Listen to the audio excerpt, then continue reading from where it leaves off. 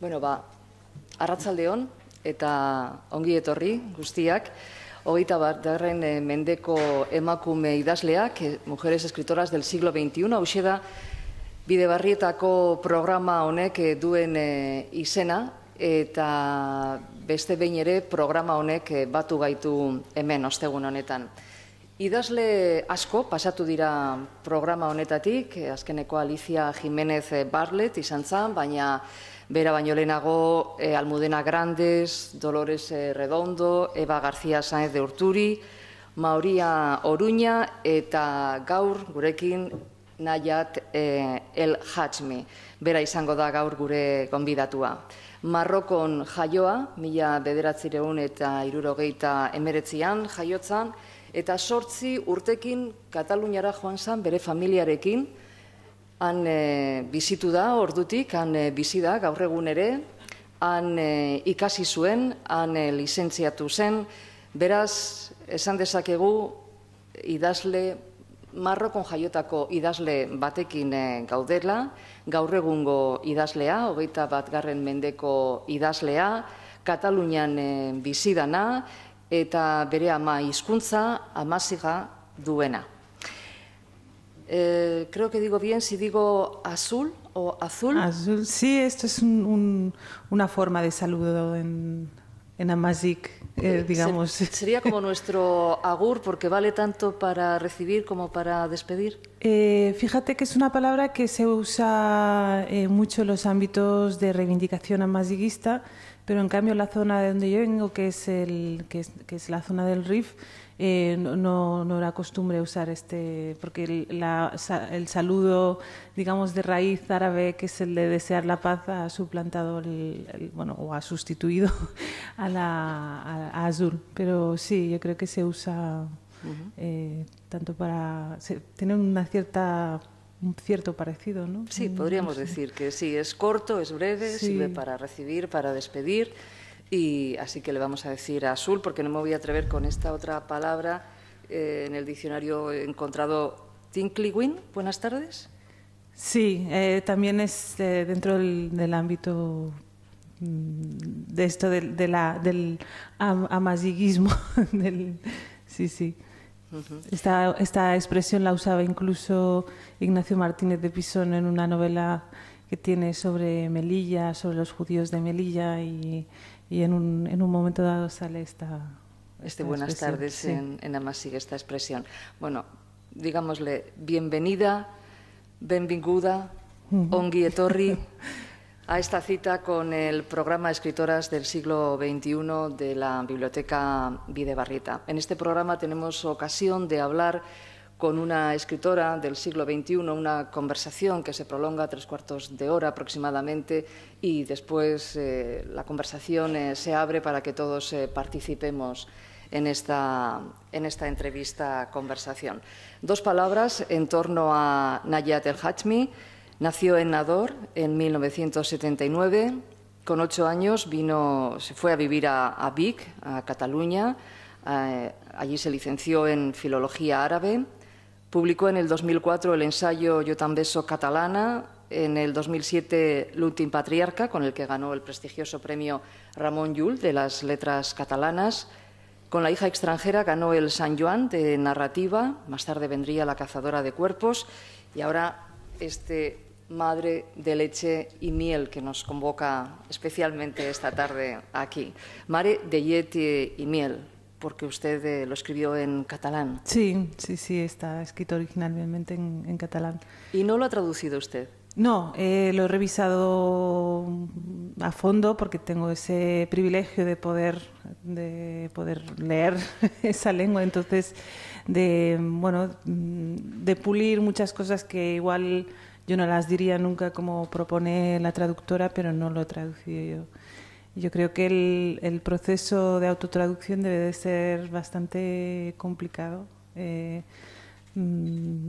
Hay autores que sí lo hacen, pero no sé, yo creo que seguramente sería como volver a escribir otra vez la novela, porque todo el proceso de encontrar el estilo, la forma en que una quiere bueno, hablar, ¿no? Quiere escribir, al final se tendría que volver a hacer todo el proceso. Y es que yo, al escribir, ya estoy, sobre todo en estas novelas en las que los protagonistas tienen que ver con mi entorno de procedencia, ya estoy de alguna forma pasando de una lengua a otra. Para escribir yo tengo que traducir de alguna manera todas esas voces que en mi cabeza yo las escucho en rifeño, ¿no? Entonces volver a hacer todavía otra traducción y habiendo traductores y traductoras muy buenas. ¿En cuántos idiomas, en cuántas lenguas vive usted? Bueno, en mi día a día ahora mismo la verdad es que lo que predomina es la lengua catalana, porque con mis hijos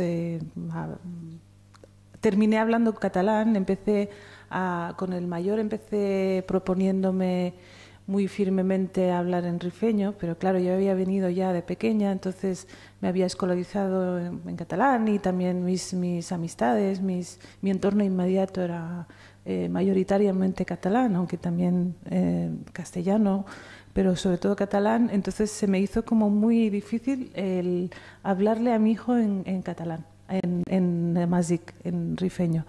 Y bueno, me di por vencida, claudiqué completamente y entonces a partir de ahí yo siempre he hablado con mi hijo en catalán y ahora además como mi marido también es catalán, pues el ambiente es... Luego con mis hermanos, como la escuela a la que fuimos estaba en este entorno muy catalán de Vic, en un barrio de Vic, pero al mismo tiempo muchos de los alumnos que venían eran de familias castellanohablantes. Entonces, primero aprendimos catalán en el colegio y luego nos dimos cuenta que para hablar con nuestros compañeros teníamos que hablar castellano. Y a resultas de eso, yo con mis hermanos hablo castellano.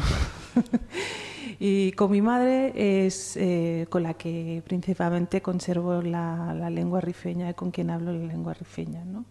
Y luego se licenció en Filología Árabe. Luego me licencié en Filología Árabe porque precisamente tenía ese complejo de no saber árabe viniendo de Marruecos. Y todo el mundo daba por sentado que nosotros hablábamos árabe y francés, porque claro, si vienes de Marruecos hablas árabe y francés.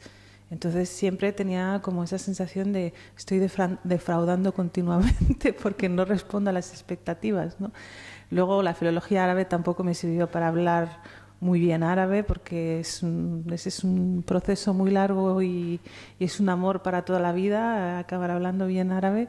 Pero bueno, es que también la situación, la variedad del árabe también es compleja, ¿no? Porque el estándar no tiene nada que ver con el dialecto que se habla en Marruecos, que es un dialecto distinto de la lengua amazic, ¿no? Es como que ahí hay muchas variables, ¿no? Pero bueno, eso yo creo que son unas circunstancias que a lo mejor en algunos momentos pueden parecer incómodas, pero te dan mucho... te dan como una agilidad mental y una capacidad de adaptarte a situaciones distintas que, vamos, a mí el tema de las lenguas siempre me atrae muchísimo y con el euskera no tengo experiencia, la verdad, pero no sé, es como que desarrollas una especie de gusto, ¿no? por aprender idiomas, porque yo creo que te conecta algo distinto en el cerebro y es a mí me provoca placer, ¿no? El poder aprender otros idiomas y por manifestarte además en cada situación en un idioma, ¿no? El idioma que uno une a esa situación, a esas circunstancias, sí. A esas personas, sí, es que a determinados momentos de la vida. Sí, las lenguas yo creo que tendemos a pensar que son meros códigos de comunicación, ¿no? Muchas veces es algo que se dice sobre los idiomas, pero no están, o sea, están siempre relacionados con unos vínculos afectivos determinados, ¿no? De hecho, yo creo que una lengua con la que no establezcas ningún tipo de vínculo importante, aunque sea secundario, va a ser muchísimo más difícil que puedas aprenderla. De hecho, yo explico mi incorporación a la lengua catalana, o el hecho de que a mí me resultara tan fácil el aprenderla y no sé, el que se convirtiera en mi lengua propia con ese vínculo tan importante que yo establecí con las maestras que nos acogieron al principio cuando llegamos, ¿no? Y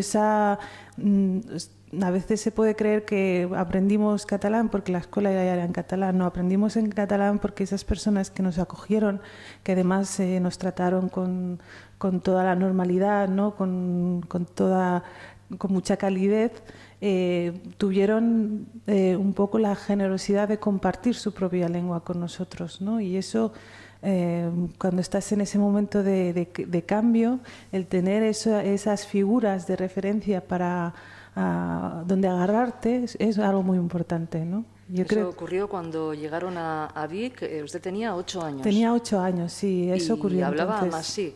Solamente hablaba Amazic porque además nosotros veníamos de una zona muy rural, de un pueblecito que no es ni pueblo, que son todo de casas así en medio, en medio del paisaje y no solo, o sea, sabíamos Amazic y no sabíamos ni siquiera el árabe, ¿no?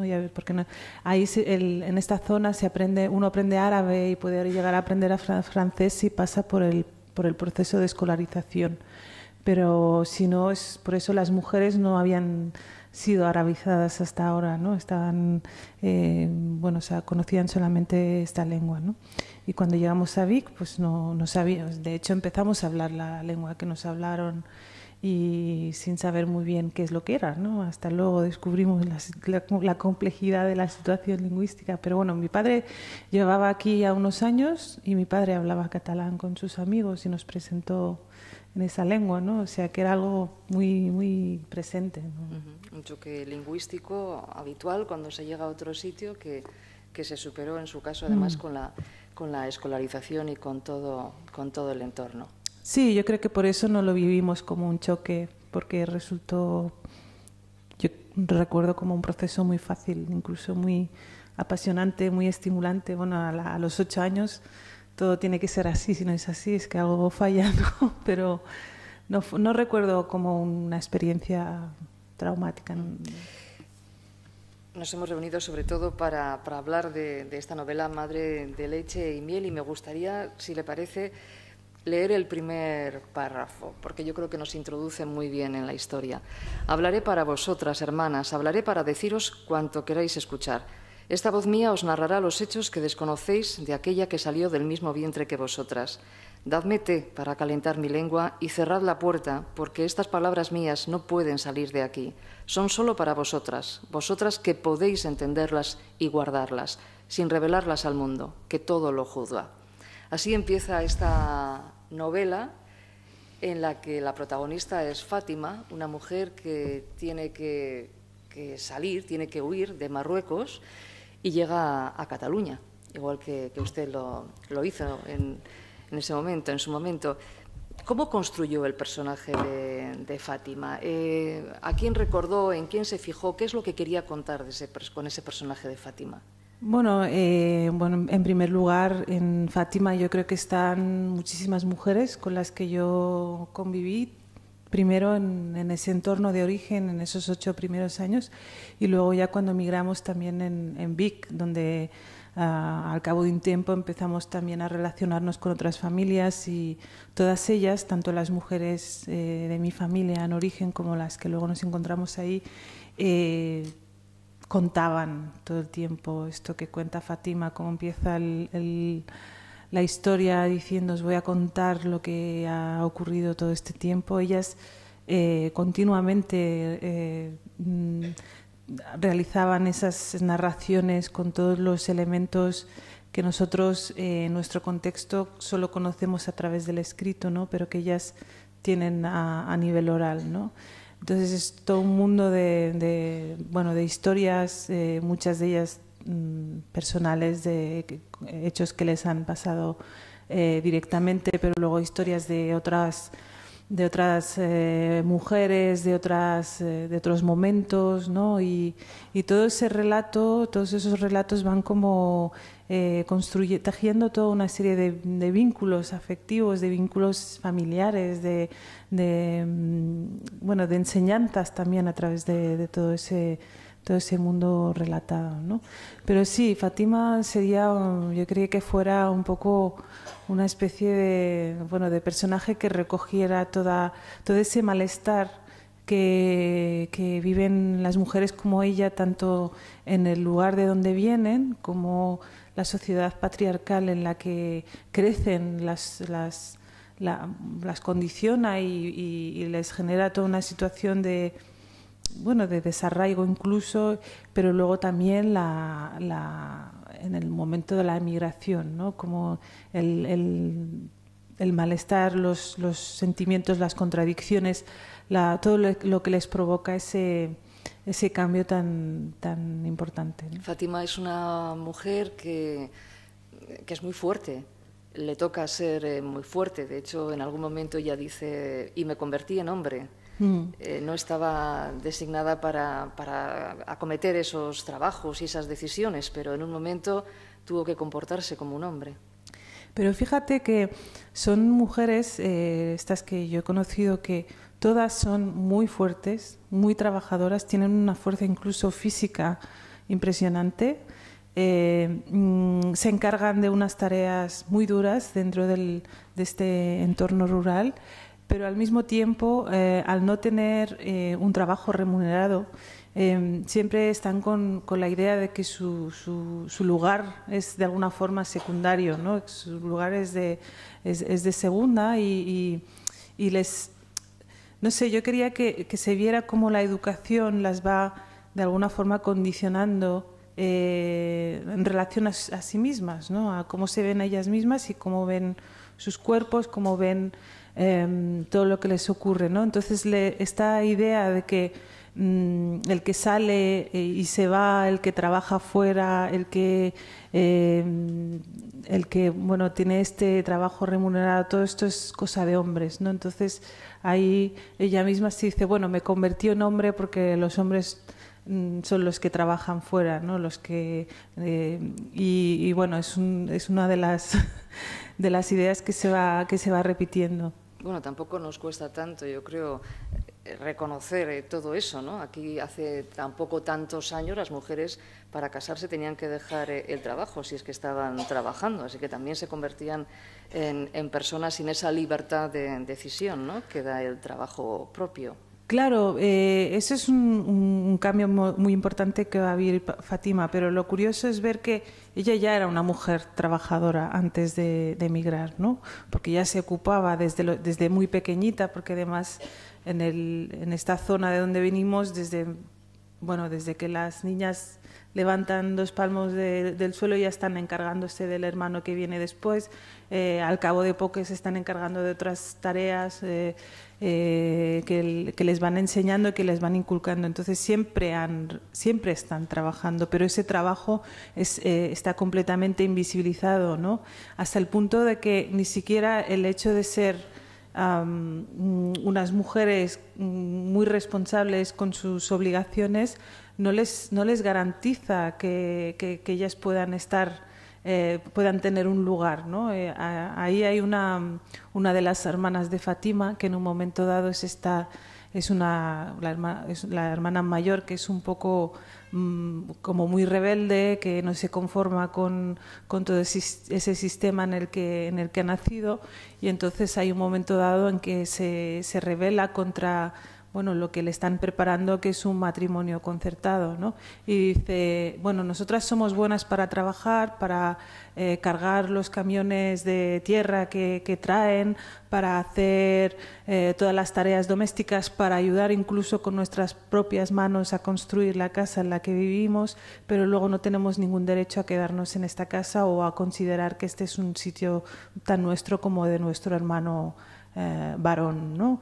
Y realmente es así, o sea, es como tener todas las obligaciones a cambio de ningún tipo de privilegio, ¿no? Por eso para mí el gran descubrimiento que hice cuando estaba escribiendo la novela, aunque estoy hablando de una realidad que he conocido, pero luego la escritura te sirve para ir descubriendo cosas que están ahí pero que no las ves, ¿no? Y la gran verdad que me encontré es que esta generación de nuestras madres ya antes de emigrar eran extranjeras, porque antes de emigrar ya les dijeron cuando nacieron, a la mínima que tenían un poco de uso de razón, les dijeron: esta casa en la que has nacido no es tu casa porque tu destino está en la casa del marido, ¿no? Y además usando una expresión en amazic que es tu habitación propia, ¿sabes? La misma la de Virginia Woolf. Aunque no tenga nada que ver, pero es tu habitación propia está en otro lugar, ¿no? Tú imagínate crecer.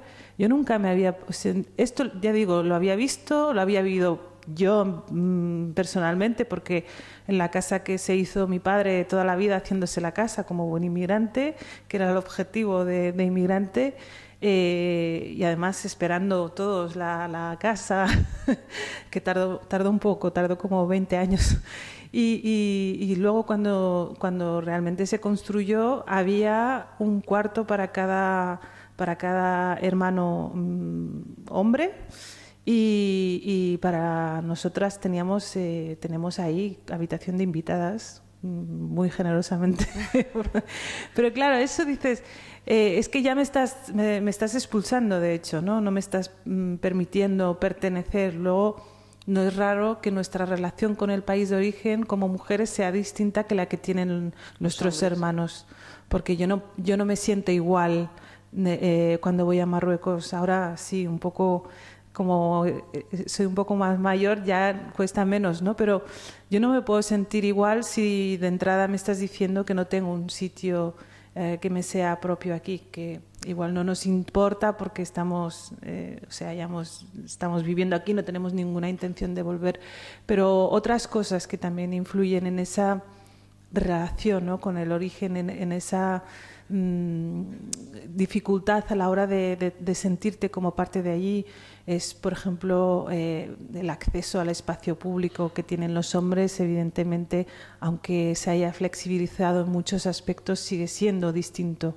Yo, por el simple hecho de ir por la calle, voy a vivir una experiencia distinta de la que van a vivir mis hermanos, ¿no? Y de hecho, cuando íbamos los veranos, nosotras, las hijas de la inmigración, que somos las que estamos además más vigiladas, porque somos primero en teoría más valiosas, estoy aquí la catalanada, y además bueno, como son las personas que pueden traer las costumbres extrañas también, también, ¿no? O sea, estamos ahí bajo el foco porque somos las que nos vamos a extraviar seguro, o sea, vamos a salirnos del buen camino que decían, ¿no? Entonces lo que nos pasaba muchas veces era que cuando estábamos ahí íbamos de una casa a otra, o sea, yo no tengo noción de haber salido, ¿no? y andar o sin ninguna vigilancia, sin ningún control de nadie, ¿no? Sino que es como un lugar bastante desconocido en muchos aspectos, ¿no? Y eso que lo hemos vivido junto con nuestros hermanos, y a veces creo que ellos no tienen ni idea de lo que supone, ¿no? Entonces, cuando se habla de esa vinculación con el origen, no es extraño que tengamos experiencias muy distintas y que el sentimiento sea distinto. También hay otras cosas más, digamos, a nivel práctico, ¿no? O sea, la cuestión de que la ley siga siendo discriminatoria en algunos aspectos tampoco va a hacer que tú te sientas ahí como mujer tan del lugar como un hombre, ¿no? Porque no. Y esa es una enseñanza que yo he podido como de alguna forma tener a través de la escritura de la novela, que ya éramos extranjeras antes de venir. Al poner en palabras uno se da cuenta, ¿no? Sí, al poner orden claro. y al indagar también en un terreno que que crees que conoces porque lo has visto, pero el ejercicio de decir, bueno, voy a ver realmente qué supone esto, ¿no? O sea, que una niña nazca y ya le digan que esto, que no, que su destino está en otro lugar. ¿Qué va a suponer, ¿no? ¿Cómo te vas a sentir? ¿Cómo te vas a relacionar, ¿no? A vincular con tu... Y qué supone para las madres, ¿no? O sea, ¿qué supone para una madre saber que estás educando a una hija que va a ser para otros? Sí, la verdad es que resulta difícil entenderlo porque además aquí, hoy por hoy, desde luego, a las criaturas, a los niños y a las niñas se les cuida especialmente y la noción de apego, ¿no?, entre madres e hijos, entre padres e hijos y hijas, es muy fuerte.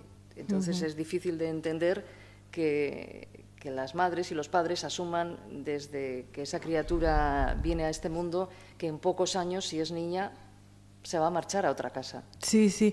No, y lo extraño de la situación, lo que resulta así también desconcertante, es que ese apego está, porque las madres, nuestras madres son las típicas marazas de leche y miel, ¿no? De cuidar. Ese vínculo maternal es algo fundamental. Además, es un poco lo único a lo que se pueden agarrar muchas de estas madres, ¿no?, de estas mujeres. Entonces es algo que la función maternal es algo muy, muy importante, muy presente. De hecho, muchos de estos relatos que cuentan las mujeres tienen que ver, ¿no?, con los embarazos, los partos, las crianzas, ¿no? Hay un cúmulo de información que también resulta útil, ¿no? Porque la maternidad ahora, tal como la vivimos, es como una experiencia muy individual, ¿no? Y a veces te echas en falta pues que te hayan pasado, ¿no?, una experiencia previa, ¿no? Pero sí, es algo, ese vínculo de la maternidad también está muy presente. Pero también, como al ser algo que es lo único que tienen las mujeres, también acaba siendo violentado por el sistema, por el mismo sistema patriarcal. Entonces, sometido a un control de alguna forma, ¿no? Por ejemplo, el destete abrupto a los 2 años, obligado, que puede parecer 2 años de lactancia, puede parecer algo muy, muy, muy exagerado, pero el someterlo, ¿no?, a esa... Aquí hay unas reglas, aquí hay unas reglas que... y que se te tenga. Y luego más duro todavía es toda la cuestión de las custodias cuando hay divorcio, que hasta no hace mucho, cuando hubo una reforma de la ley del Código de Familia, pues una mujer que se divorciaba estaba, o sea, destinada a perder los hijos, ¿no?, porque los hijos son considerados del padre, ¿no? Eso está cambiando porque ha habido, ya digo, una reforma del Código de Familia, pero claro, yo he visto mujeres de la edad de mi madre que vivieron situaciones de este tipo, ¿no?, que de repente a los 7 años, porque era la edad que es estipulada, ellas dejaban de ver a los hijos y no los volvían a ver nunca más, ¿no? ¿Qué situaciones? Claro, son situaciones muy duras. Sí. Sí. Bueno, aquí Fátima tiene el temor de perder a su hija. La verdad es que en esta novela hay como 2 planos. Uno es el relato de Fátima, con el que iniciábamos con este párrafo. Es lo que cuenta Fátima a sus hermanas cuando ha vuelto a la zona rifeña, de donde partió. Y hay otros capítulos, estos capítulos son en primera persona, ella lo cuenta, ella narra, y hay otros capítulos en los que se cuenta la vida de Fátima cuando todavía vivía de pequeña y hasta el momento de su casamiento, y un poco más tarde también, cuando ella vivía allí en Marruecos, y esto ya se cuenta en tercera persona. Es curiosa la utilización de las, las 2 personas. Tiene una explicación. Una de las cosas que tardé un poco más en encontrar fue esta voz de Fátima, que ella contara las cosas directamente, porque me parecía que, ya que intentaba recoger toda esa tradición oral, intentaba trasladar todo ese mundo de oralidad, no podía ser que fuera un narrador el que contara lo que pasaba, ¿no? Yo quería que realmente fuera Fátima quien explicara, ¿no?, quien contara. Pero el problema es que hay muchas cosas que Fátima no contaría nunca. Porque hay muchos temas sobre los que hay todavía que son tabú, que no se pueden abordar y que no se puede, está prohibido incluso hablarlos, ¿no? Incluso a sus hermanas. Incluso en ese a sus círculo hermanas. de confianza máxima. Sí. Sí, incluso sus hermanas, porque es, bueno, también por el carácter de la misma Fátima, porque aquí estamos hablando de una realidad concreta, pero también es un personaje concreto que tiene una relación con su propia sexualidad, pues como de mucho pudor, ¿no? De no saber exactamente qué es lo que ocurre con su cuerpo, porque se lo han inculcado, porque ha habido una educación represiva de la sexualidad, pero también hay como una prevención muy importante por parte de ella. No todo le da miedo. Si la educación se encarga de decirle, pues la sexualidad se tiene que mantener en un ámbito más que privado, lo más íntimo con el marido y ya está. Esa educación represiva, cada uno de nosotros nos podemos posicionar de formas distintas. Yo cuando vivía en Marruecos vi a mujeres que a lo mejor desafiaban abiertamente esa norma, ¿no? esa educación represiva, y eran las mujeres consideradas como problemáticas, como unas perdidas, como, bueno, de todo, ¿no? Eran juzgadas por el colectivo. A mí me fascinaban estas mujeres. Yo estaba secretamente, porque no podía decirlo en voz alta, pero eran unos personajes que me parecían muy interesantes, porque desafiar realmente un sistema que está tan implementado y que además no hay una ley superior, ¿no? Ley normal que pueda protegerlas en caso de ser, bueno, de que reciban algún tipo de represalia por estas actitudes desafiantes y actitudes subversivas en muchos casos, ¿no? Pero Fátima lo que es en este sentido, desde muy pequeñita, como muy obediente con eso. O sea, la afecta de manera, no tiene una resistencia ante esa educación represiva. Entonces eso va a afectar la forma en que ella ve su propio cuerpo, que va a ser un cuerpo desconocido, peligroso, ¿no? En muchos aspectos, porque igual vas a provocar el deseo de los hombres, igual si recibes algún tipo de agresión es que tú has hecho algo para provocarlo, ¿no? O ya, no sé, yo quería entender cómo puede ser, cómo te relacionas con tu cuerpo cuando realmente has asumido toda esa educación represiva que te dice no te agaches delante de un hombre, no te pongas ¿cómo se dice? Así de tumbada de boca abajo. Tumbada boca abajo, porque eso es de perdidas, ¿no? Toda una historia, todo un tejido de normas del día a día, cotidianas, que te van creando un malestar con tu propio cuerpo. Algún día no descarto tener como protagonista una mujer de las otras, de las que está, porque de me las parece, perdidas. de las perdidas. ¿Cuántas veces habrá aparecido esa palabra en la novela? Bueno, muchísimas. La palabra perdida. Muchísimas. Además, en Amazigh se usa otra expresión, que La hija extranjera, que es la novela anterior, que está es la hija la que habla, la hija de esta madre.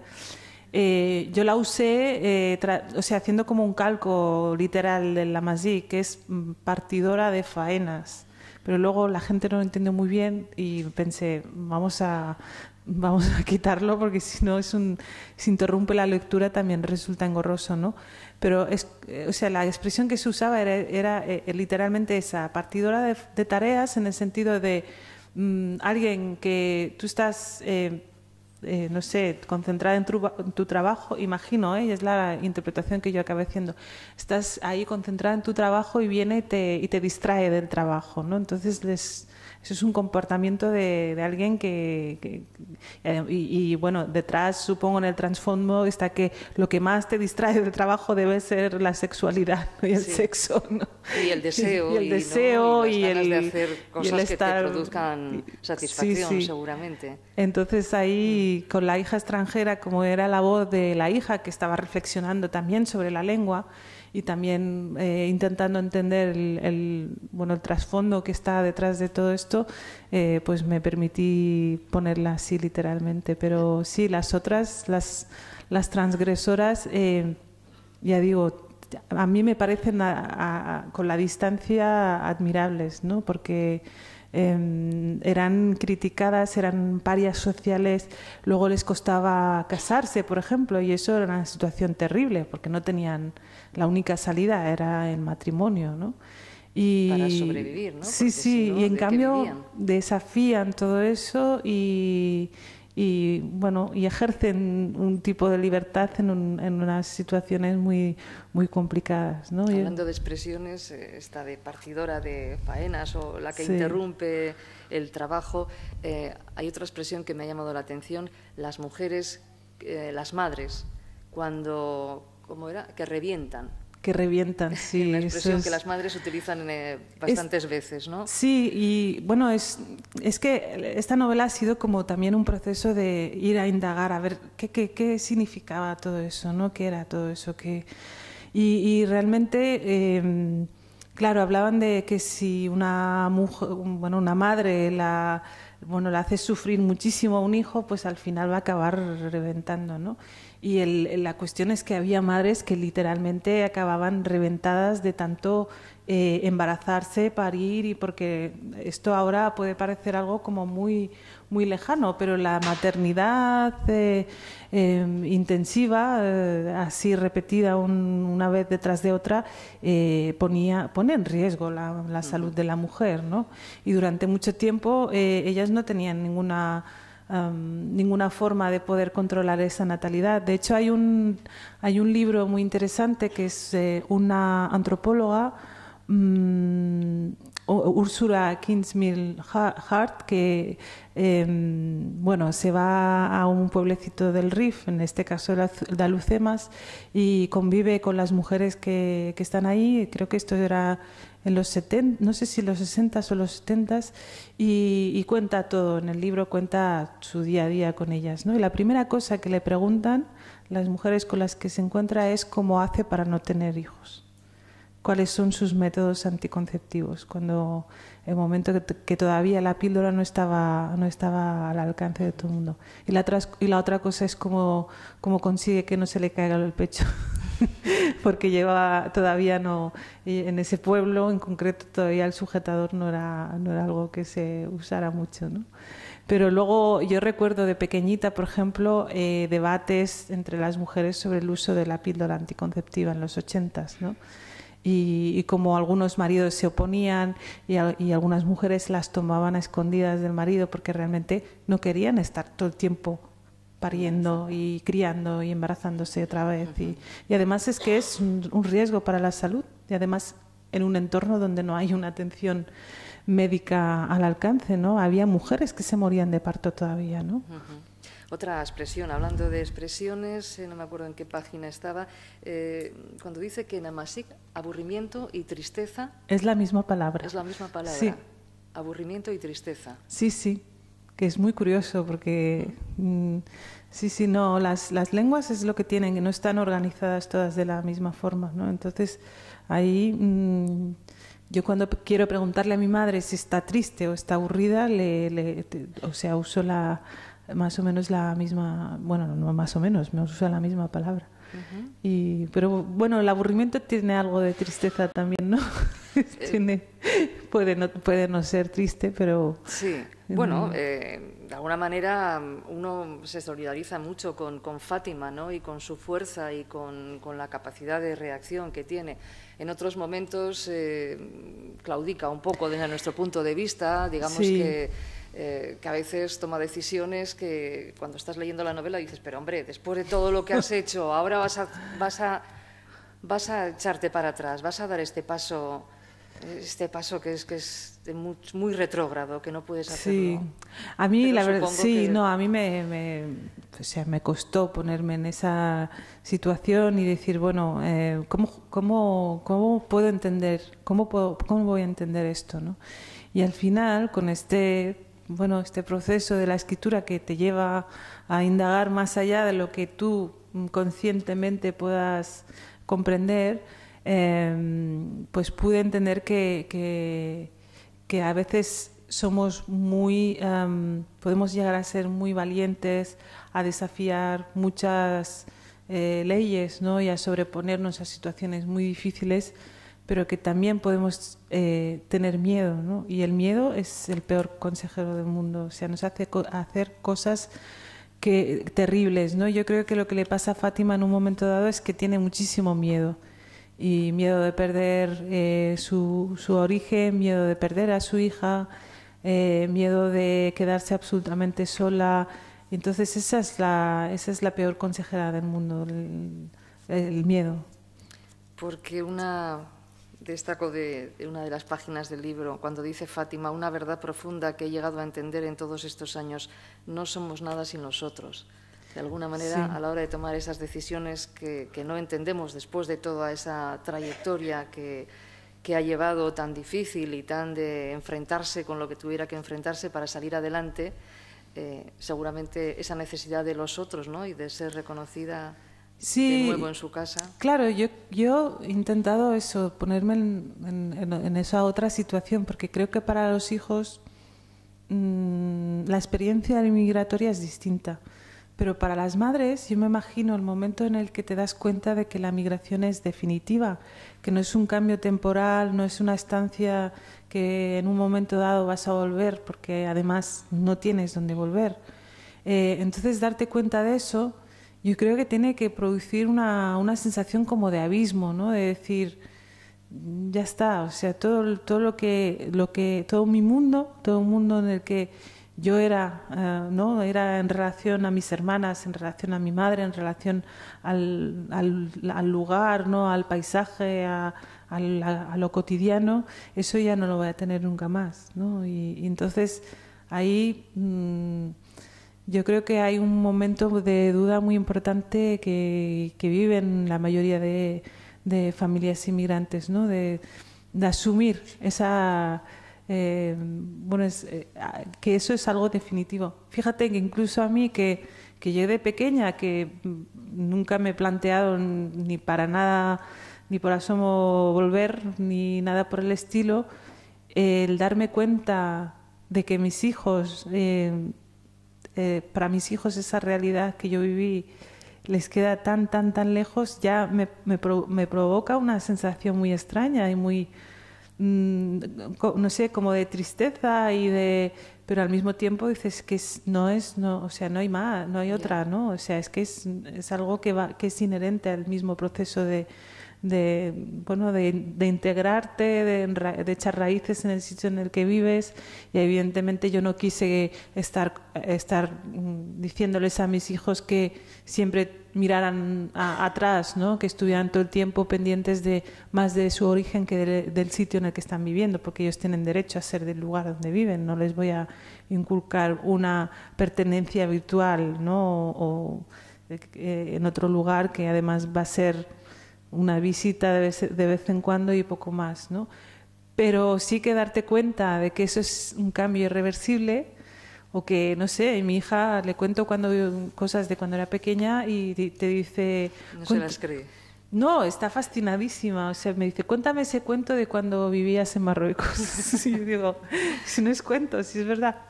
Que íbamos a buscar el agua al pozo, que íbamos todas estas tareas, que íbamos con la burra, que íbamos con, todas las tareas del campo, etcétera, ¿no? Y a él le parece como un mundo absolutamente no tiene nada que ver, claro, ¿no? pero sí es verdad que hay una sensación de, en esa cadena que nos une, ¿verdad?, a nuestros sí. ancestros, parece que hay algunos eslabones que se van perdiendo de vez Sí. en cuando y nos da... Y además el nos da hecho, vértigo. sí, la cuestión de la lengua también es como, ya digo, yo no tomé esa decisión deliberadamente, ¿no?, de dejar de hablar amazigh con ellos, sino que simplemente es que no me salió, ¿no? Fue como muy forzado obligarme a hablar en amazigh, pero siempre tengo como un fantasma que está ahí y que me dice que cuando sea muy vieja me va a dar como Alzheimer o algo por el estilo, voy a empezar a hablar en mi lengua y nadie me va a entender. Bueno, imagínate. Hay diccionarios, acaba de salir un diccionario sí, catalán amazigh también, sí, ¿no? Me sí. parece. Bueno, no pensemos en esas cosas. Bueno, buscaremos traductores, ¿no? La novela está dedicada a su madre. A mi madre. A mi sí. madre, que sin saber leer me enseñó a escribir. A través de todas estas Sí. historias y estos relatos. Sí, es que, mira, todas estas historias las contaban muchas mujeres a mi alrededor, pero yo tengo que confesar que la que tiene un don y un talento especial para narrar es mi propia madre. O sea, esto no se lo digáis porque ya no lo sabe, pero yo me siento con ella cualquier día y me empieza a contar lo que sea, cualquier anécdota, por pequeña que sea, y de repente estoy en ese mundo, ¿no? Y me cuesta nada, y además es como, resulta casi hipnotizante, ¿no? Y ella, ella está hablando normal, no tiene ninguna conciencia de que esté haciendo nada extraordinario, ¿no? Pero luego... bueno, cuando hemos podido ir a la universidad y nos han contado los orígenes de la literatura y cómo la Odisea antes de ser escrita pues fue oral, todo esto a mí me ayudó a valorizar precisamente toda esa experiencia que para las mujeres pues es como algo muy natural, ¿no? Pero ellas tienen el don, no son, en esta zona no son los hombres los que cuentan, ellos no tienen las habilidades necesarias ni para contar ni para componer poesía, que es algo que también hacen ellas. Ellos cuentan chistes. Y ese testimonio oral, esa tradición oral, es capaz además de ambientar, ¿no?, las situaciones, incluso de ponerles el olor, el color, el movimiento, esas cosas Sí. que parece que las palabras lo tienen un poco más complicado, sobre todo cuando uno no es escritor o escritora de oficio, conoce las técnicas, ¿no?, del Sí, oficio, sí. sin conocer nada de ello. Sin conocer nada de todo esto, mi madre lo hace. O sea, mi madre crea tensión narrativa, busca imágenes para describir con acierto lo que te está describiendo, te crea atmósferas, o sea, es algo increíble y no tienen idea de que eso es un talento muy particular que no todo el mundo tiene, ¿no? En esta novela hay muchos momentos en los que se huele, por ejemplo, porque la comida tiene bastante importancia. Bueno, el pan es un elemento clave. Sí. Fátima hace el pan desde pequeña. Sí, sí. Y se lleva la masa madre hasta Cataluña y según estás leyendo la novela lo que te apetece es hincarle el diente a ese pan maravilloso que hace ella. Pues mira, el otro día cuando hicimos la rueda de prensa en Barcelona hicimos un desayuno rifeño, o sea que Vaya. En Bilbao tendremos que repetir. Habrá que organizar Pero otro aquí. Sí, el tema de la comida está muy presente a lo largo de la novela, por eso, porque forma parte del día a día de todas estas mujeres. Muchas de ellas el hacer pan es algo cotidiano, o sea, todos los días es una tarea que aprenden a hacer, ¿no?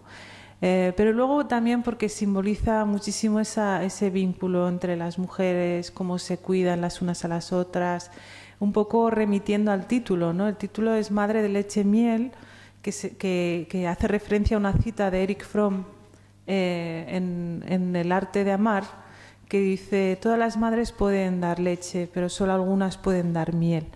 Y en este sentido la leche sería el símbolo de la necesidad de mantenernos vivos, o sea, el de conservar la vida misma, pero la miel es la necesidad de también disfrutar de la vida. No solo estamos vivos, sino que además disfrutamos de la vida, la celebramos, ¿no?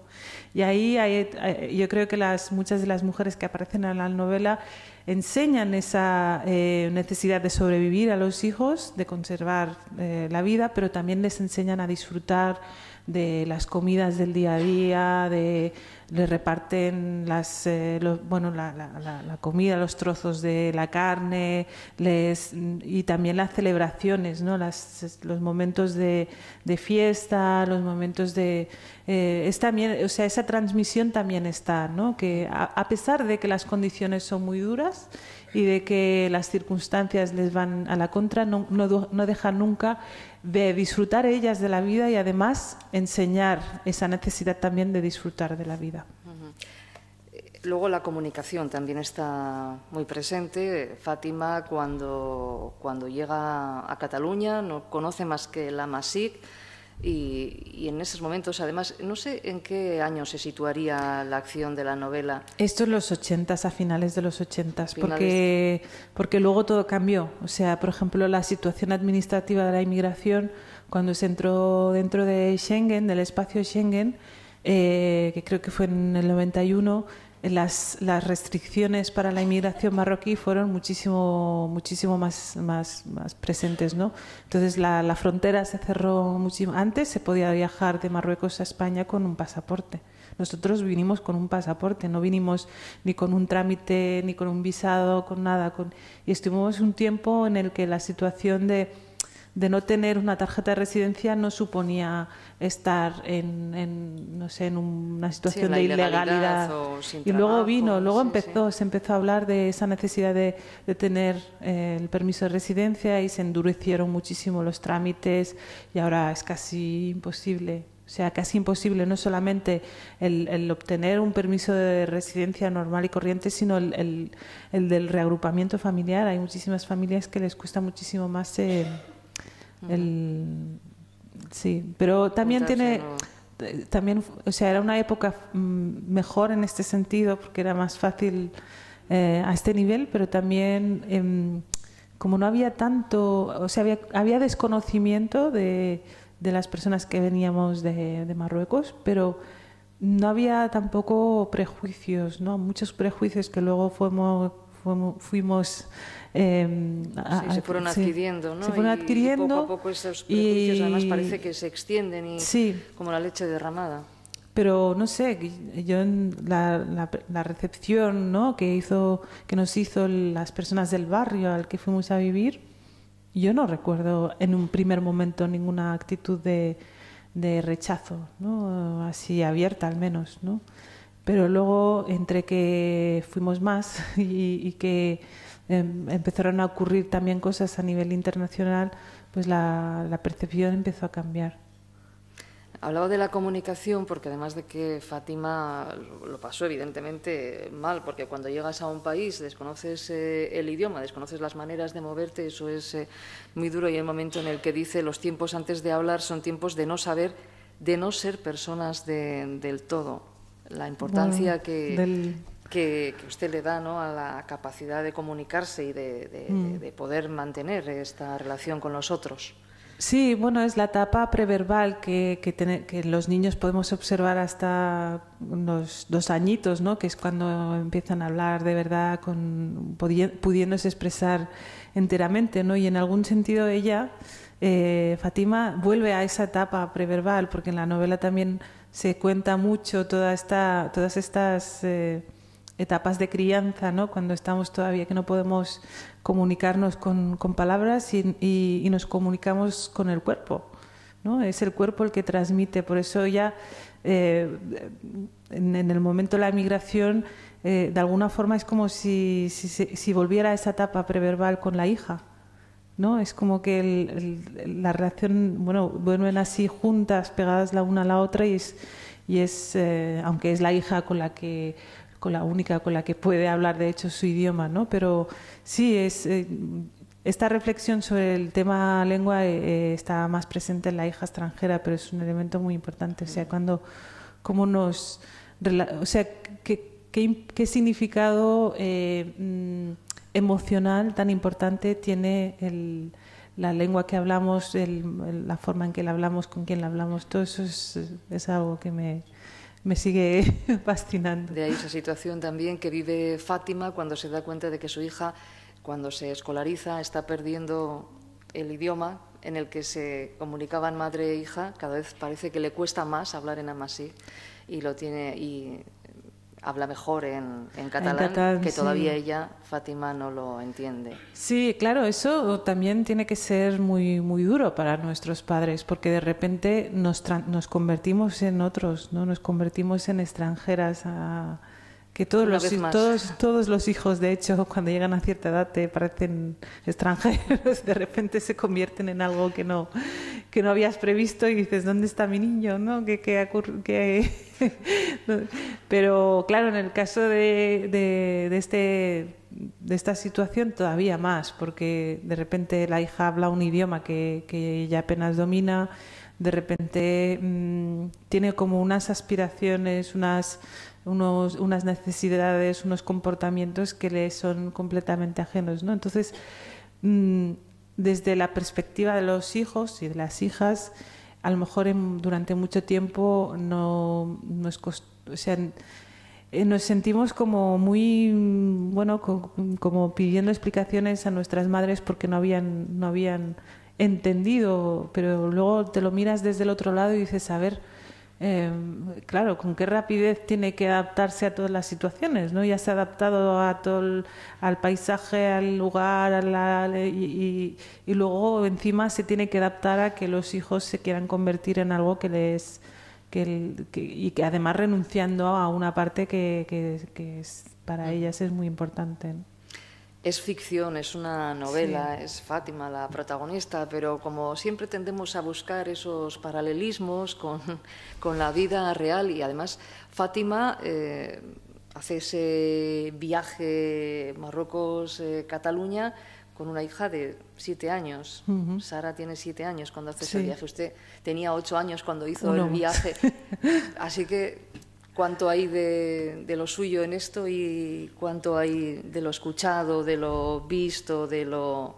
Bueno, hay una parte muy importante porque ese viaje fundacional es algo que se te queda siempre, que no puedes olvidar nunca. ¿Usted recuerda el viaje a los 8 años? Sí, completamente, porque es un momento, o sea, entonces estabas ahí en ese viaje, lo estabas realizando y realmente si pudieras ver, ¿no? lo que comporta todo ese viaje es increíble, ¿no? O sea, no puedes en ese momento yo no tenía ningún tipo de conciencia de que nuestras vidas cambiaban y cambiaban para siempre, ¿no?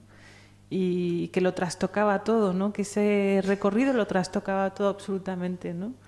Entonces, bueno, está ahí como una especie de mito fundacional casi, ¿no? Pero no, bueno, ahí no sé lo que hay.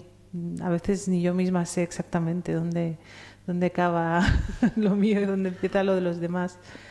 Pero, no sé, en este caso hay, ya digo, muchas historias de muchas de estas mujeres. ¿De pequeña ya era buena escuchante? ¿Yo? Me encantaba, sí, me quedaba calladita, porque si hablabas entonces te decían que te fueras. Y sí, me quedaba fascinada escuchando. Me podía tirar todo el tiempo ahí con la atención puesta en lo que se estaba contando, ¿no? Y lo que no sabía es que todas esas historias todavía podría recordarlas a día de hoy. Que eso es porque yo le cuento a mi madre alguna de las cosas que recuerdo de esa época. Me dice, esto es imposible que te puedas acordar, eras muy pequeña, no puede ser. O incluso a veces yo le cuento cosas que ella no recuerda. O sea que su memoria es desde los primeros años, guarda recuerdos. Pero es una memoria muy emocional. Si no tiene una importancia emocional lo que oigo, lo que leo, lo que sea, entonces no memorizo. Es como porque muchas de estas historias a mí me produjeron una conmoción importante, ¿no? Entonces ahí, bueno, se te quedan clavadas, ¿no? No puedes... no sé, durante mucho tiempo fue algo que era como una especie de estorbo, ¿no? Toda esa memoria de todas esas historias, y pesaban muchísimo, porque la sensación era un poco de impotencia, de no haber podido hacer nada por todo eso. Y luego también de culpa, de alguna forma, porque tú te has ido y ellas se quedaron ahí, ¿no? Pero yo creo que después de la escritura de la novela ya está. ¿Tiene amigas allí, en la zona del Rif? Bueno, tengo mis tías y mis primas, porque amigas, claro, me fui tan pequeñita que todavía no tenía... Sí. Pero sí, las primas y las tías, y bueno, todavía se siguen, cuando se reúnen se siguen contando, y yo digo, ahí hay que rescatar todo eso, porque es un mundo que se va a perder de un momento a otro, ¿no? Esa tradición oral, en torno al fuego en un momento, en torno a la mesa sí. más tarde, o en torno al espacio que queramos. Sí, buscar. O lavando la ropa, o no sé, limpiando las lentejas, ¿no? Había tantos trabajos aburridos por hacer a lo largo del día, que yo creo que era la forma de hacerlos llevaderos, ¿no? Comunitarios. Bueno, llevamos ya 1 hora, y yo creo que ya es momento de abrir esta conversación para que podamos escuchar más voces, más preguntas, más comentarios. Seguramente el libro no lo habrán leído porque acaba de salir. Está calentito, salió la semana pasada. Y dudas o comentarios, sí. Le van a pasar un micrófono para que escuchemos bien. Hola, buenas tardes. Hola. Desde luego ha sido una conversación deliciosa, ¿eh? Da gusto realmente oír todo ese relato, el tono de voz, la explicación. En fin, ha sido estupendo, ¿no? Te digo una cosa, Nayat, el motivo de venir acá son tus columnas en el periódico de Cataluña. ¿Sí? Sí. Por cierto, ya pues de verdad que columnas deliciosas, que yo se las aconsejo a los presentes aquí, de verdad, porque son unas columnas extraordinarias. A mí me han parecido, vamos, cada una que yo he leído en la versión digital, me han parecido estupendas, sobre todo en estos últimos tiempos con el tema Cataluña, en fin, diversos temas, ¿no? Pero yo invito a la gente que las lean porque son, desde mi punto de vista, muy buenas. Dicho esto, a mí una cosa que me llamó la atención cuando me enteré que estabas aquí, lo vi en una nota en una agenda cultural de un diario local, ¿no? Entonces aparece efectivamente, aquí vemos que es escritoras del siglo XXI, tu nombre, Nayat Rashmi, si lo he dicho bien no lo sé, pero en esta nota de la agenda cultural del diario pone de origen marroquí, ¿no? Claro que sí, ¿no? Pero no sé, me ha chocado leer esto, ¿no? Como que era algo, desde mi punto de vista, innecesario, ¿no? Quiero decir, quizá, por supuesto no se puede negar, sin duda, pero quizá, yo qué sé, esta nota he visto yo como que es más importante lo que no dice a lo que dice. Nos está diciendo que es una mujer europea y que tiene un pensamiento europeo, o sea, no es tanto... así lo entiendo yo. Creo que ha sido, no sé, una nota un poco innecesaria, ¿no? Creo que, bueno, es evidentemente que eres de origen marroquí, pero si aquí viene, pues no sé, Almudena Grandes, no decimos que es española, o sea, es Almudena Grandes y punto, ¿no? Y ya está. Pero... Entonces, no sé, a mí me acaba de chocar esta nota, ¿no? Aquí no aparece esto, cosa que me parece estupendo, ¿verdad? Pero la nota que he leído yo, la agenda cultural de este diario, así lo pone, seguramente se haya repartido así esta información y tal, ¿no? Desde mi punto de vista es absolutamente innecesario para mí, a pesar de que tú reivindiques tu origen, sin duda, que yo me he quedado fascinado oyendo todo lo que tú has dicho.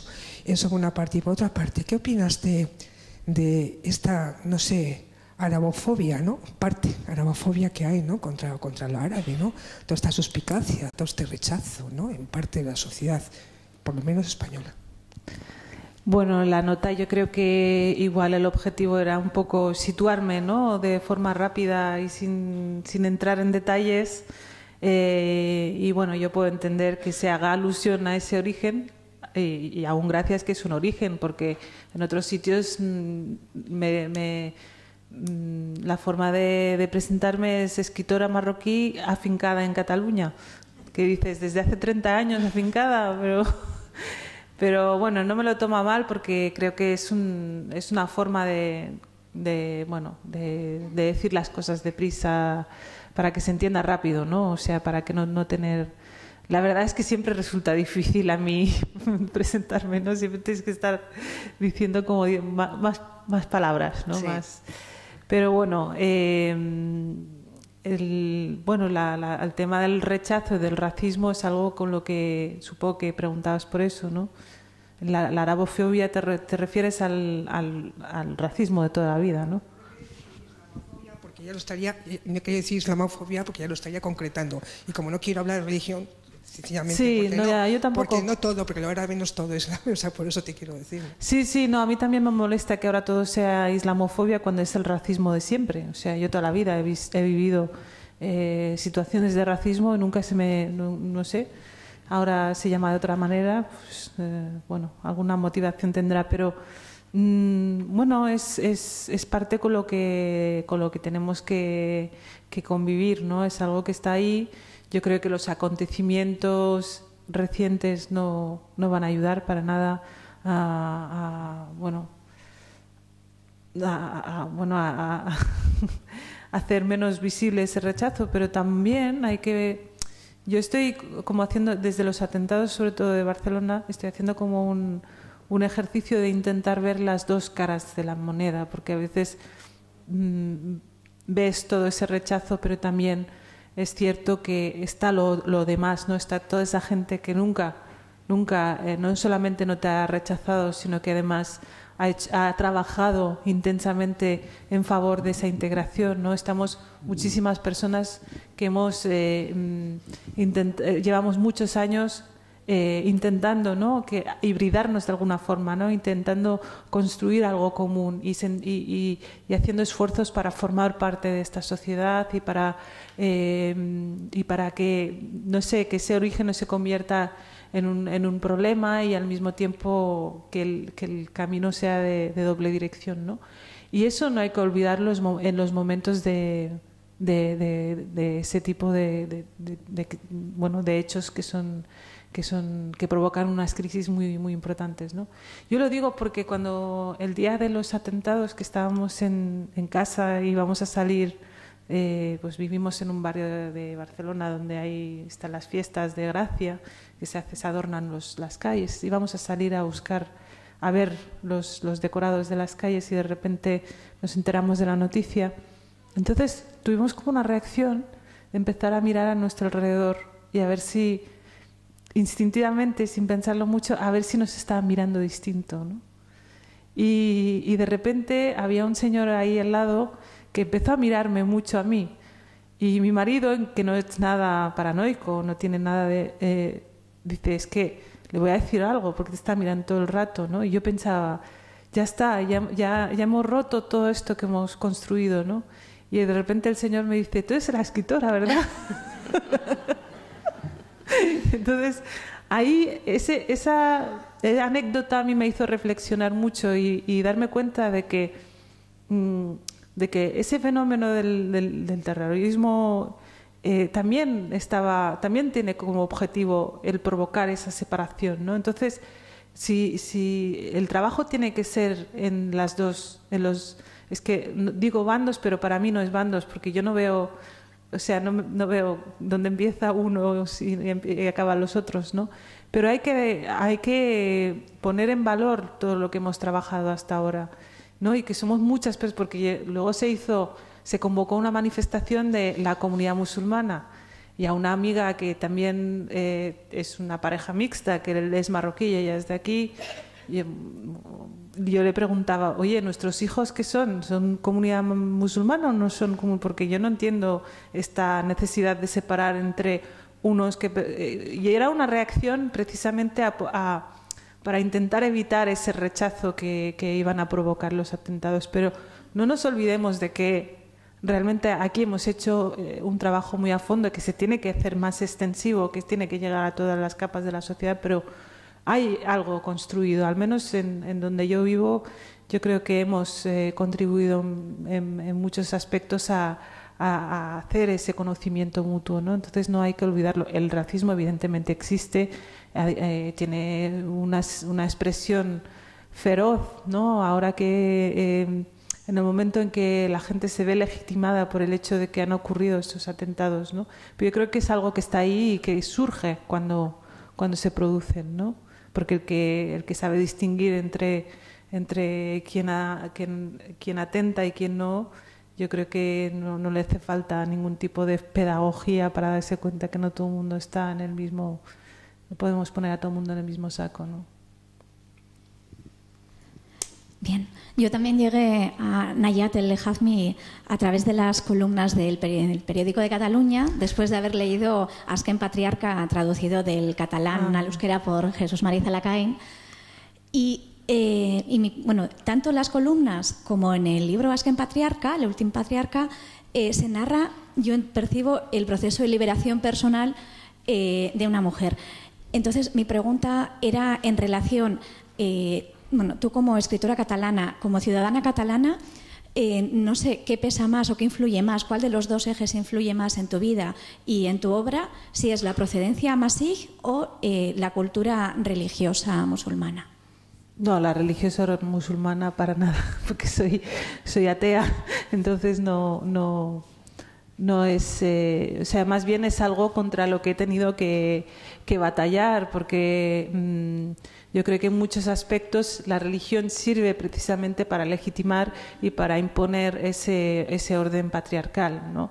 Entonces yo pasé unos años, digamos, como intentando negociar con todo eso, pero al final no le veo ningún tipo de no sé, de justificación alguna, ¿no? Yo como mujer no puedo sentirme parte de algo que me impone una serie de discriminaciones, ¿no? Pero bueno, es que el problema es que está todo imbrincado, ¿no? Está todo junto, entonces a veces lo difícil es bueno, entender separar y ver qué es lo religioso, qué es lo tradicional. No sé, yo la verdad, el tema religioso me parece que tendríamos que tener más posibilidades de poder expresar públicamente esa diferencia, ¿no? Es que parece que el elemento religioso es lo que nos va a definir siempre y que todo mundo que procede de un entorno musulmán tiene que ser musulmán para siempre, ¿no? Y realmente en una sociedad en la que somos ciudadanos, cada uno tiene que poder escoger si sigue con esa religión que ha heredado de sus padres o no, ¿no? Y eso es algo que cuesta encontrar. Cuesta encontrar voces que se expresen así públicamente. Por eso yo nunca he sido como muy militante de mi ateísmo, porque pensaba que, mira, cada cual que haga lo que le parezca y punto. Pero veo que mediáticamente se impone la idea de la religión como un elemento importantísimo y además que nos tiene que definir de alguna forma como comunidad, ¿no? Que eso es algo que a mí me da un miedo terrorífico. O sea, yo no quiero ser comunidad, yo quiero ser ciudadana. Me ha costado muchísimo conquistar mi condición de ciudadana como para que ahora me vuelvan a la comunidad, ¿no? Y en cambio estamos hablando de ese comunitarismo que yo creo que va a ser una regresión, ¿no? Y ya digo, no hago proselitismo del ateísmo, pero claro, cuando veo que se impone esa religiosidad y esa condición religiosa, Michel Onfray, que es este filósofo francés que ha hablado tanto tiene un tratado de ateología, él dice, yo como ateo, no me activo ante el creyente, sino ante el pastor, ¿no? Ante el que intenta instaurar esa religión en nosotros, ¿no? En el que hace proselitismo. Pero es un tema muy difícil en estos momentos, porque parece que la reacción también a lo otro, al rechazo, tenga que ser defender tu religión más que nunca, ¿no? Cuando tiene que haber esa libertad para que los hijos de la inmigración puedan decidir por sí mismos, ¿no?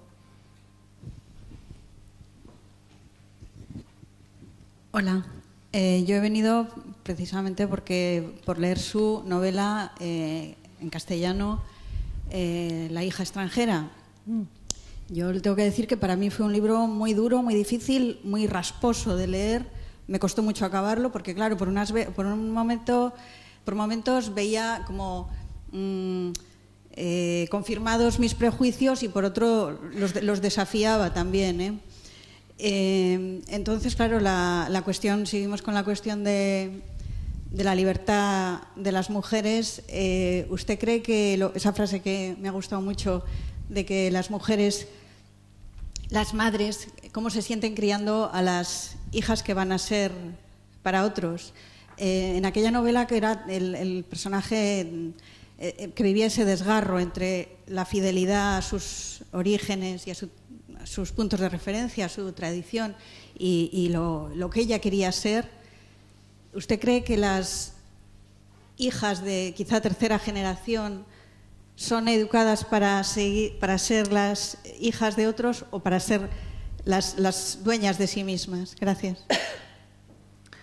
Bueno, en este momento, en el contexto que yo conozco, que es el de Cataluña, yo creo que muchísimas familias han flexibilizado muchas de las normas que tenían, ¿no? Por ejemplo, en estos momentos las chicas, hay muchísimas más chicas accediendo tanto a estudios secundarios como a estudios superiores, ¿no? Eso es algo inédito y es algo completamente nuevo. Yo creo que hay un cambio y hay un cambio también no solo aquí, también yo creo que también en Marruecos, porque se está produciendo esa toma de conciencia, ¿no? Del darte cuenta de que realmente vienes de un sistema, o sea, asumirlo, ¿no? Realmente mirarte directamente el tema a la cara y asumir que vienes de todo este machismo, que por otra parte es un machismo que es universal. O sea, en cada momento podemos estar batallando por cosas distintas, pero es universal. De hecho, a mí me preguntaban, para documentarte para la novela, ¿te has leído muchas autoras marroquíes? Sí, alguna, ¿no? Fátima Mernis y así, pero me fue muchísimo más útil, por ejemplo, leerme a una autora catalana, que es Víctor Català, que vivió a principios del siglo XX y que describe la vida rural en el Ampurdán. Y ahí te digo, o sea, la diferencia es mínima. Tiene un texto, una obra de teatro muy cortita, espectacular, que se llama La infanticida, que es una mujer, bueno, que se deja seducir por un señor muy atractivo, etcétera, y acaba teniendo relaciones con él y acaba quedándose embarazada, y cuando nace la hija la tira a la mola del molino, ¿no? Y mata a la hija, ¿no? Entonces el texto es el monólogo de ella cuando está encerrada en un manicomio, ¿no? Y relata la amenaza, la hoz amenazante del padre, que le dice: como te salgas del camino te corto esa cabellera de bruja que tienes, ¿no? Entonces ahí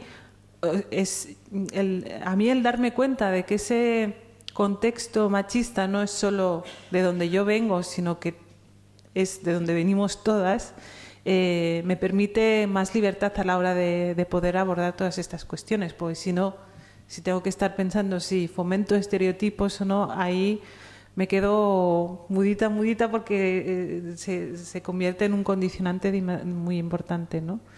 Pero ya te digo, está habiendo, por un lado, ese cambio dentro de las familias. O sea, por ejemplo, ya se ha visto que los matrimonios concertados no eran una buena idea, entre otras cosas porque muchos de estos matrimonios entre hijos de la inmigración aquí y personas que vienen de ahí directamente no funcionan, y hay una cantidad de divorcios impresionante. Entonces ahí está habiendo un cambio. El problema es que también hay corrientes que intentan frenar ese cambio, ¿no? Cuando hay una revolución siempre hay una contrarrevolución, y esas corrientes, que en muchos casos beben directamente o son corrientes fundamentalistas, y amparándose en lo religioso intentan frenar ese cambio, ¿no? intentan recordar a las mujeres que su sitio, bueno, tiene que conformarse con ciertas normas que van a restringir su libertad, ¿no? Entonces a mí eso es un poco lo que me preocupa, ¿no? Que se frene el cambio que está por venir en nombre de la pertenencia religiosa, que es algo que, claro, si tú eres creyente, yo entiendo que te toca mucho, ¿no? O sea, que te digan, no, es que vas a ser una mala musulmana si de repente haces esto, lo otro, es algo muy poderoso, ¿no? Si realmente eres creyente es algo que es muy difícil que puedas, no sé, afrontar, ¿no? Y convivir con ello, ¿no? Y con esa convivir con sensación ello. de culpa que estoy haciendo, algo que va en contra de eso que yo creo. Bueno, las religiones... sí. Hola. Bueno, yo no conocía tu obra, pero así un poco escuchando la presentación del libro, y me preguntaba si es casual la elección del nombre de Fátima, porque sí que es verdad que estaba pensando, por ejemplo, en el papel de Fátima Mernissi en la sociedad marroquí, que considero muy importante, toda su obra sobre la mujer, la igualdad de género. Ella está muy metida en el Islam, pero me preguntaba si podría haber algún tipo de similitud, o entiendo que el nombre Fátima es un nombre genérico en Marruecos. Es un nombre muy habitual, de hecho es Fátima, que yo la primera vez que lo escuché aquí dije, ay, tienen un nombre marroquí, porque no sabía que eso pasa con Sara también. O sea, es un nombre muy, muy, muy habitual, ¿no? Y además habitual en la generación de nuestras madres todavía más, ¿no? No tiene que ver, o sea, yo leí a Fátima Mernissi y en su momento me abrió los ojos a muchas cosas, pero luego también hay como un cierto... o sea, con la distancia de los años, que luego tú vas también haciendo tu recorrido, entonces hay cosas con las que puedo discrepar, ¿no? Porque ahí no hay una... Se pone...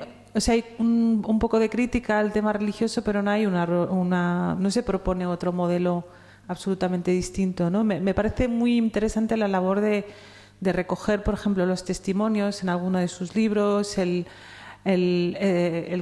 hablar de las estructuras de poder, del patriarcado y cómo esa dominación del hombre sobre la mujer también tiene que ver con la dominación del mismo poder, ¿no? del poder político, del poder de las élites sobre el resto de los hombres, ¿no? Y bueno, ella habla de que no se puede romper ese orden establecido, porque entonces también nos iríamos más arriba y romperíamos esa relación de poder, ¿no?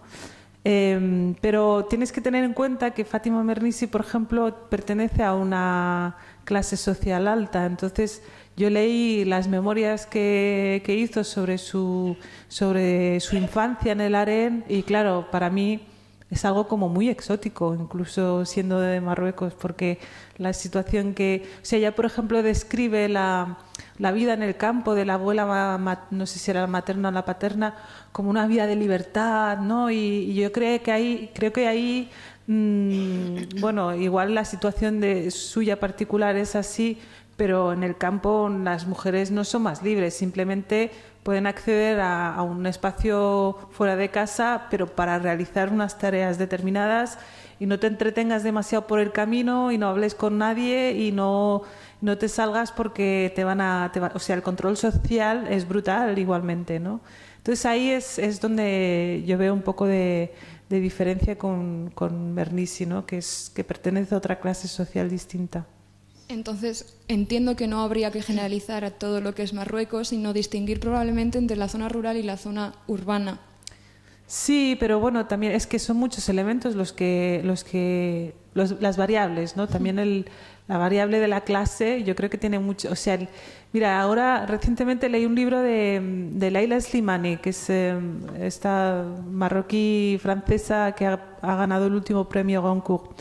Y ella ha publicado un libro sobre diferentes testimonios de mujeres que le cuentan sus problemas a nivel sexual, ¿no? Porque la situación en la que se vive todavía a día de hoy en Marruecos supone un malestar muy importante, ¿no? Porque la sexualidad está todavía muy reglamentada, incluso por ley.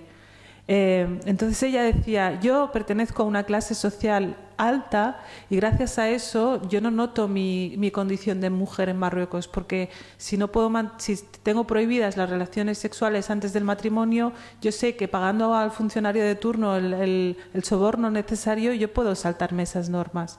Pero lo que no quiero es quedarme en mi situación de privilegio y no ver la realidad que están viviendo muchas otras mujeres en el país de donde soy que no pueden pagarse esas libertades, ¿no? Es un país donde las élites, por ejemplo, pueden vivir absolutamente como aquí, ¿no? O sea, con unas libertades que son muy, muy distintas a las que tiene una mujer en el campo o una mujer pobre en la ciudad, que es diferente, ¿no? Y eso...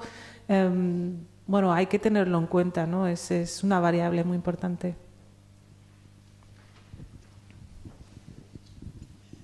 Hola, lo primero, darte las gracias por lo que escribes y por lo que nos has contado. Y lo segundo, una cuestión técnica. Al hablar de tu primera lengua, has empleado los términos rifeño y amazigh. Sí. ¿La palabra bereber es peyorativa, es despectiva o...?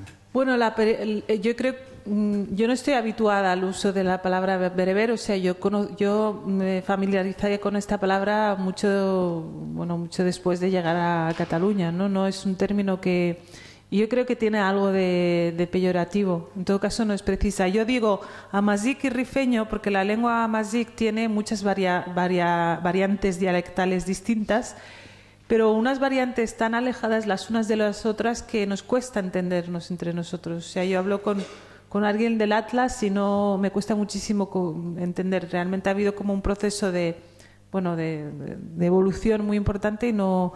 Entonces, igual tendríamos que hablar de lenguas amazighs en vez de lengua amazigh. Y digo rifeño porque es la variable del norte, la variable que hablamos nosotros. Sí. Buenas. Has dicho que eres atea, ¿no? Y me gustaría saber si piensas que creer en Dios te impide ser libre. No, yo comprendo que con la religión que tenéis ahí tan estricta, pues, pero yo creo que, me ha llamado la atención que dijeras que a mí, por ejemplo, creer en Dios siempre me ha ayudado a ser libre, pero bueno, eso es cuestión de cada uno. Tenía esa curiosidad.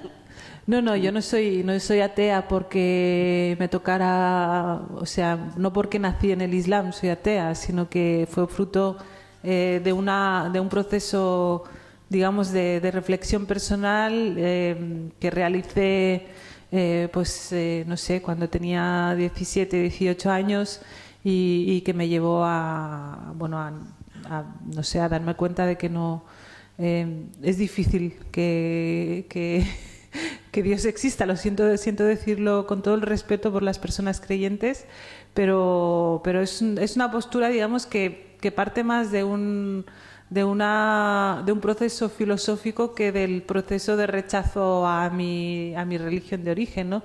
De hecho, el Islam se puede entender de formas muy distintas.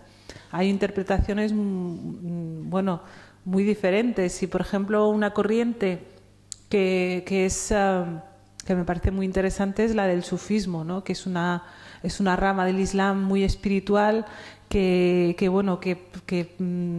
niega cualquier injerencia de otra persona en la relación entre la persona y Dios, y es algo que me parece como muy muy interesante. No es una cuestión de no es por ser libre que soy atea. Yo creo que son como dos procesos distintos. Bueno, pues si no hay más intervenciones, yo creo que vamos a ir terminando ya. Van a ser las 9 de la noche y posiblemente algunas de ustedes además querrán acercarse y comentar algo con la autora, con Nayat El Hajmi, que hoy nos ha acompañado en este programa Escritoras del siglo XXI de la Biblioteca Bidebarrieta. Berriro ere, mila esker, Azul, bona nit, buenas noches, Gabon, hemendik 2 hilabetera, berriro izango dugu aukera, hemen elkartu, eta beste idazle batekin, 21. mendeko literaturari, emakumeek egiten duten literaturari buruz hitz egiteko. Mila esker etortzeagatik eta gabon. Muchas gracias.